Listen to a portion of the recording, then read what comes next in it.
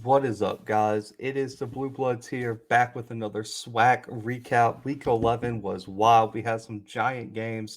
So make sure to subscribe, make sure to like the video, and comment your takeaways from some of the biggest games of this weekend. But we're going to start with Alcorn, keeping their SWAC championship hopes alive with a giant upset win over Prairie View, 31-29. And now this makes the SWAC West what this means is the SWAC West is going to come down to the final weekend of the season when Prairie View plays Mississippi Valley State.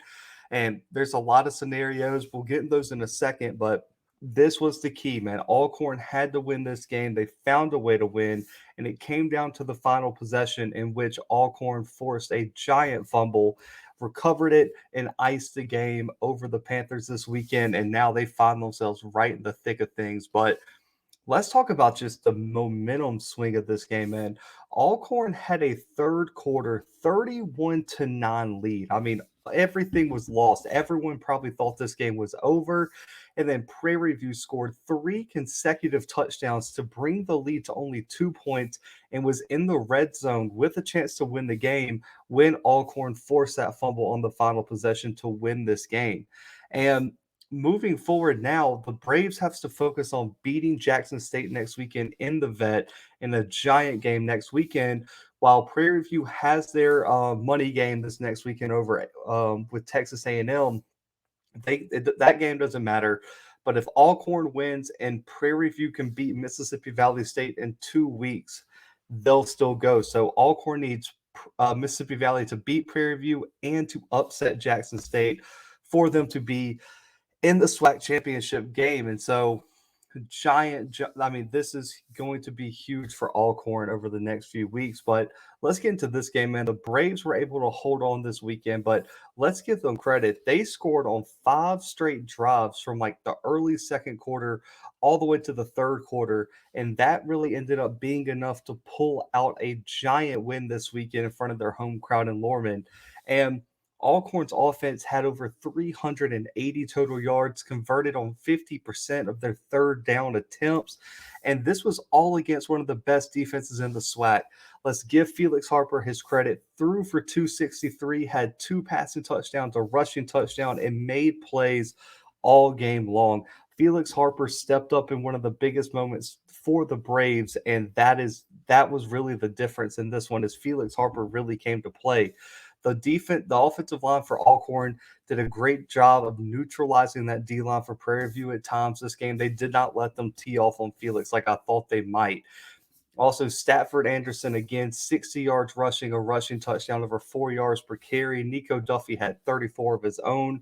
The rushing game wasn't as big of a part of Alcorn's offense as I thought it might be, but they still did a nice job of not abandoning the game plan and still allowing Felix Harper to escape some of the pressure that would have been if they would have just become completely one-dimensional. Charles Pringle continues to be a problem at the wide receiver spot. 4 catches, 119 yards. He averaged almost 30 yards per catch this weekend, guys, and a touchdown. CJ Bowler had 30 yards receiving, but Pringle is a matchup nightmare on the outside, and none of the Prairie View DBs really had any chance to slow him down. And Felix and Pringle's connection just seems to get stronger week after week, and that's going to be something to look forward to as this Alcorn team, goes into next week against a very tough Jackson State secondary. So Felix Harper was the guy, though. I said on our preview he had to go out and be the playmaker and win this game for Alcorn, and he did just that. He was efficient, avoided turnovers, and he made enough plays early to get their lead big enough to hold off the Prairie View rally at the end of the game. Now, for Prairie View, they really struggle with offensive consistency early, keeping their offense on the field on third downs, and fumbles really cost this Panthers team. They had one in the first half that led to an easy 7 points for Alcorn, and of course the fumble to ice the game. But the offense still put up almost 500 yards of total offense, but a lot of those came in the second half. So let's give McNair and this Alcorn defense some credit for holding down this Prairie View offense until late in the third quarter. They did a very nice job of keeping Juwan Pass off his spot, not allowing this running game to be explosive. And like I said, their number one thing is you cannot allow explosive plays for Prairie View. And consistently through the first 3 quarters, they did not allow almost any explosive plays for this Panthers offense, and that was the key for them to build this giant lead that ended up sticking. Now, Jawan Pass still had a solid game, 342 yards, 3 passing touchdowns, no picks. He was spectacular, but the thing that was really missing was the running attack. Jaden Stewart had 70 yards. Ahmad Antone had about 50 yards rushing, and Lademian Brooks only had 26 yards rushing. That was really the factor on this offense that I thought was missing. This Prairie View offense really needs the running game to establish the passing game. Like I said in my preview, that was going to be the key, is to run the football if you're Prairie View. And they just, at the front seven for Alcorn, made a huge stand this weekend, limiting these running backs from really finding any space to breathe. And what that did is, by in turn, helped the secondary hold Jawan Pass down early and able to get some pressure up front. Now, Trajan Spiller at wide receiver, giant game as well. 5 catches for 153, 2 touchdowns. Spiller averaged over 30 and a half yards per catch, man. This guy was making plays down the field for Jawan Pass. Every time they gave him a shot, he was able to get behind this defense. Now, Jalen Howard with 62 yards and Jaden Stewart had 7 for 42. This three-headed monster at the wide receiving spot really stepped up late, but the lack of offensive consistency early for Prairie View really cost them this game, especially on the road. When you're down 31-9 on the road in a game like this against a team that has been in this moment and wasn't going to shy away, that is a recipe for disaster. And that was really what cost Prairie View this game. Now, the defense came alive in the second half. It was just a little too late for Prairie View. If they play like they did the last quarter and a half, Prairie View probably runs away with this game, but they really seem to be sleepwalking through the first 2 quarters at best.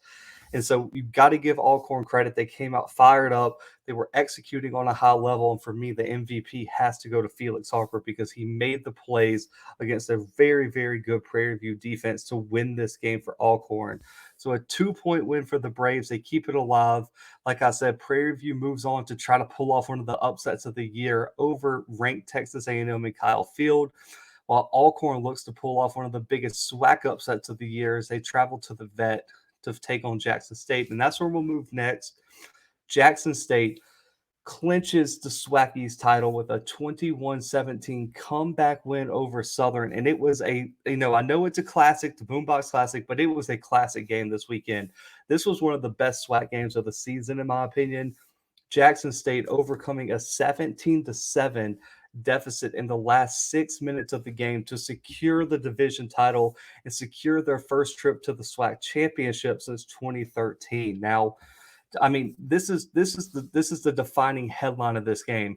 Jackson State overcomes all the adversity you could throw their way. I mean, every single thing that could be thrown at Jackson State on Saturday night, it was serious. I mean, that at times they couldn't run the ball. Shador Sanders was turning the ball over. The offensive line was allowing Southern in the backfield every single play. The defense couldn't stop Southern's offense at times. I mean, there was a time where this looked like it was going to be a runaway for Southern late in the second half. I mean, late in the first half. But Jackson State kept it close, and then when it was crunch time, these guys went out and made plays. It was multiple big plays by Shador Sanders to keep the Tigers alive late into this one. And then it culminated in Shiloh Sanders getting the game-winning interception at the goal line to ice the game for Jackson State. Now, they were just out of rhythm. Let's just be honest. If you're a Jackson State fan, you know this. Jackson State, you got to give Southern's defense credit, was completely out of rhythm for like the first 3.5 quarters.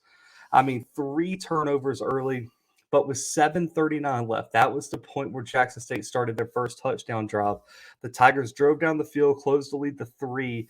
The defense steps up in a big way, and then they go down and score the game-winning touchdown with just a little less than 3 minutes left on the clock. You have to give Jackson State credit for, 1, keeping the game in check, 2, never losing that belief they can win the game, and then 3, executing down the stretch in crunch time to win the game. I mean, that is where champion teams win. That is why champion teams are champion teams. I mean, you have to give them all the credit in the world. Even though they might not have played their best game, they still find a way to win. And that's one thing I was really hoping to see from Jackson State is when I mean, we've seen them with a bit of pressure on them, but this one, their backs were completely flat against the wall, and they've responded and came out with the win. So I give all the props to Jackson State this weekend for responding. Shedeur Sanders, MVP, man. I mean, let's just give this kid his props. I know that a bunch of people have been tough on him, including myself at times. Shedeur Sanders responded in a big way this weekend. 260 passing, two passing touchdowns in the last 7 minutes, two picks, 38 yards rushing, which led the team. And the moment was never too big. When he got the ball with about 7 minutes left, I was watching the game and I just felt it, man. You could just tell that's the moment he's built for. And if you're Southern, you have to be kicking yourself because I know they felt it. I mean, once that momentum shifted Jackson State's way, there was nothing Southern can do to grab that momentum back. And Shedeur Sanders knew it was his time to go make a play. Keith Corbin had a big game, 8 catches for 92 yards, but let's give the man his credit. Malachi Wadman continues to blow my mind week in and week out. 4 catches, 81 yards, had both touchdowns, and had 2 giant touchdowns and had the game winning one. In which I don't know why in the world Southern shaded their safety over to the middle of the field. When you leave Malachi Wadman one on one with any DB in the SWAC, just about, it's going to be a problem. And all Shedeur Sanders did, he read it and just said, Malachi, go make me a play. And Malachi, big boy, the DB tried to get physical, and Wadman knocked him into the turf and took off with the game-winning touchdown. Give Malachi Wadman all the props in the world. He went out there and made a play, and I really think the Shedeur Sanders-Malachi Wadman connection is going to be one of the scariest in the SWAC over the next few seasons. Now, the rushing attack is still a concern, man. Outside of Sanders' 38 yards, which he got on a bunch of scrambles, they totaled 14 yards on 10 carries and had 1 touchdown by Peyton Pickett. You have to find a way to run the football. That is going to be something that's going to cost Jackson State at one point or another. They cannot run the football, and I'm not really sure why. But other than that, let's talk about the defensive MVP. I'll give y'all one guess. It's the boy from Florida, James Houston, man, another 2 sacks. And I mean, this guy has the ability to wreak havoc and absolutely dominate a game. James Houston's 2 sacks really changed the game. And there was a point where just his presence getting into the backfield seemed to affect McDaniel at the quarterback spot. I was so impressed with Daniels. I'm so impressed with James Houston getting after McDaniel and just making play after play. And even though it might not reflect in the stat box, he creates opportunities for other teammates. And he just has one of those enforcer presence off the edge. And you have to game plan for this guy. And even though I think Southern might have, he's still found a way to wreak havoc. So shout out to James Houston there. Now for Southern, they made some big plays early. They had a chance to take a 21-7 lead into halftime, but was stuffed at the goal line. And the defense seemed to kind of wear down late in the game, and the Jaguars weren't able to rebound. Questionable calls by the defensive coordinator, like I mentioned, shading the safety over and leaving Malachi Wadman one-on-one was questionable, but let's give a little bit of props. I thought McDaniel played solid, man. 16 for 24, 176 yards, a touchdown, 1 pick, which really wasn't a pick. I mean, it was a Hail Mary pick. I thought he played well enough for Southern to win the game, but in the second half, their play calling got super conservative. I felt like they went from, in the first half, playing to win to try not to lose in the second half, and that really just sucked all the momentum out of Mumford Stadium on Saturday night. Now, Gerard Sims, 25 carries, 98 yards rushing, and a rushing touchdown. Ben didn't have a big game, only 20 yards rushing. I wanted to see more from him, but let's give Ethan Howard and Marquise McLean their props. They both had solid days, combined 8 catches for over 100 yards. And then also Gregory Perkins at the tight end spot, a big 32-yard receiving touchdown early. I would like to see them get him involved more in the game plan moving forward, but they only really had one play drawn up for him, and he made an explosive play, so let's give him his props. And also Jordan Lewis with a sack and 2 tackles for loss. But for me, the defining thing for Southern is the shift in mindset. They really did seem like they knew what they were doing when they got the lead. Once they came out at halftime, it was almost like they were just too nervous to make a mistake, and that is a recipe for disaster against Jackson State. And Jackson State's offense is so explosive. You know it, they can score in one or two plays. You still have to play to win, and I felt like they just got way too conservative way too early, and it really cost them in this one. But Jackson State deserves all the props for finding a way to pull out a giant win over Southern on the road this weekend to clinch that SWAC division title. Now that they have their spot sealed, Jackson State looks to defeat Alcorn in the newly named SWAC Classic, and Southern is going to have a bye week before the Bayou Classic, in which they're going to face Grambling State down there in Louisiana. But the other game we're going to go over, man, Alabama A&M wins a 52-49 shootout over Texas Southern on the road, and this was one of the best games of the weekend too. And I don't think a lot of people got to watch it. I think a lot of people were overlooking it because there really wasn't a lot of important storylines. But this was a fun game to watch. Listen, if you go find the replay, this is one you're going to have to just sit down and watch this week, because it was, if you like offense, this was the game for you. And the two most explosive offenses in the SWAC came in on the round table. Scotty asked us if it would go over 70. I said you had to ask if it would go over 100. Well, it went over 100, and it came down to an Akil Glass touchdown with 42 seconds left on the clock for the game-winning touchdown, and Texas Southern missing a last-second 54-yard field goal for the Bulldogs to get the big road win this weekend.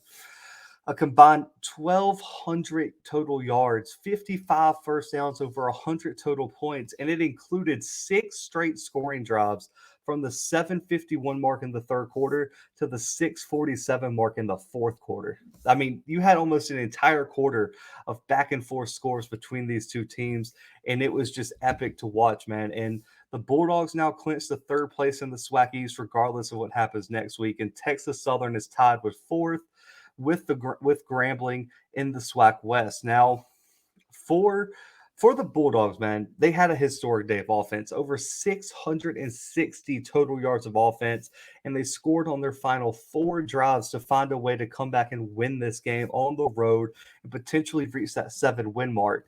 Now, Akil Glass, 462 yards passing, 5 touchdowns, no picks, was the star of the game. I mean, this guy, if is outside of, like, the Grambling and Jackson State game, I mean, he's been putting up ridiculous stats, and Texas Southern's defense was already giving up a bunch of yards. Akil Glass was primed to have a giant day, and he delivered. Now, Gary Quarles as well, man, 162 yards rushing and 2 rushing touchdowns.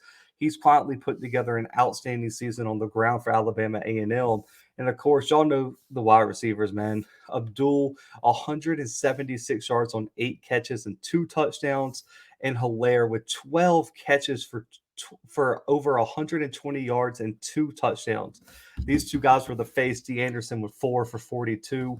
It was just they could run the ball at will and they could pass the ball at will. And down the stretch, Texas Southern's defense had no way of stopping this Alabama A&M offense. They put up historic numbers and still found a way to make clutch plays. And as soon as Texas Southern gave them the time they did at the end of the game, I knew Akil Glass was going to drop them down and score, and they did. Alabama A&M's defense almost gave it up, but they were able to hold Texas Southern to a field goal attempt, which came up just a few feet short from sending this game to OT. Now, for Texas Southern, they had an outstanding day as well, over 569 total yards, but the defense and special teams let them down late. 2 missed field goals in the fourth quarter was the difference in this one. Andrew Body, 300 yards passing, 4 passing touchdowns, 54 yards rushing, and a rushing touchdown, had an outstanding day. Got a lot of help from Ladarius Owens on 179 rushing yards. He was averaging 15 yards per carry, guys, and had a rushing touchdown. I mean, they were putting it on early, and they had a solid lead. Then just down the stretch, the missed field goals and the lack of defense just killed the momentum of Texas Southern.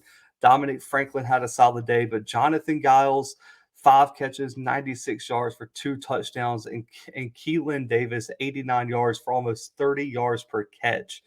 So it was just a back and forth offensive explosion. Alabama A&M made enough plays late to win this one, but Texas Southern's special teams miscues cost them this game. Now, The Bulldogs have a chance to get 7 wins against Arkansas Pine Bluff next weekend, while Texas Southern looks to exceed all expectations with their third SWAC win of the season next weekend when they travel to Montgomery to face Alabama State. Now, final takeaways, man, just some of the other action. Not really going to break down these too much, but Bethune-Cookman routs Grambling 31-14 to get their second win of the season. Back-to-back wins for Bethune-Cookman, and they're looking real. They are riding a strong positive momentum wave going into the Florida Classic. It's going to be an interesting game next week against Florida A&M, but Bethune's offense was just too much. Grambling just could not get the ball moving, and it really got out of hand for Grambling this weekend. And you got to give Bethune-Cookman some props. Terry Sims and those guys are not giving up, and right now they're playing their best football of the season. So that's going to be something to watch next weekend. Now, Mississippi Valley State gets a dominant win, 44-31 in their blowout win over Alabama State. Mississippi Valley State, man, like a lot of y'all have been commenting, you cannot sleep on this team. Alabama State, anytime they get into a shootout, they're in trouble. They just do not have the offense to win a shootout, and Mississippi Valley State was able to run the ball up and down the field on them. The passing game was working. They were able to just score at will against this Alabama State defense. A lot of things just are out of sort for the Hornets right now, so you've got to give Mississippi Valley State some credit for this dominant win. Now, the other one, everyone kind of called it. Florida A&M dominating UAPB 37-7. The defense played outstanding.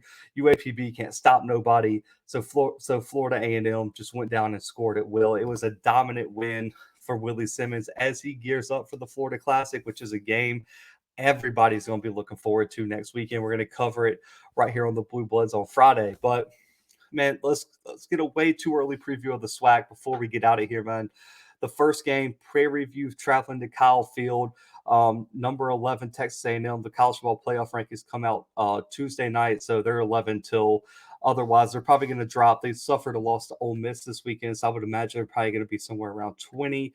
But it's a huge chance for Prairie View to make a statement, but it's probably just going to be a pure domination, man. 11 a.m. on ESPN Plus. Alcorn State traveling to Jackson State. I believe they changed the name to the SWAC Classic this week. 1 p.m. Central on ESPN Plus. Y'all can catch the preview of that game here on Friday. Alcorn needs a win to keep their SWAC championship hopes alive, while Jackson State's looking to finish off their undefeated SWAC regular season in a big way in the vet. I'm imagining that stadium is probably going to be damn near sold out this upcoming weekend. So we'll see about that one. Arkansas Pine Bluff traveling to Alabama A&M in Huntsville, 1 p.m. Central Time. There's not a network announced. I'm assuming it'll be streaming on some Alabama A&M YouTube channel network. I'll keep you all updated on that. But two teams that Alabama A&M is fighting for their 7th win, and UAPB is just trying to fight for any sort of respect. So it's kind of their last-ditch effort to turn this season into something. Now, Texas Southern traveling to Alabama State, 2 p.m. Central Time on ESPN Plus.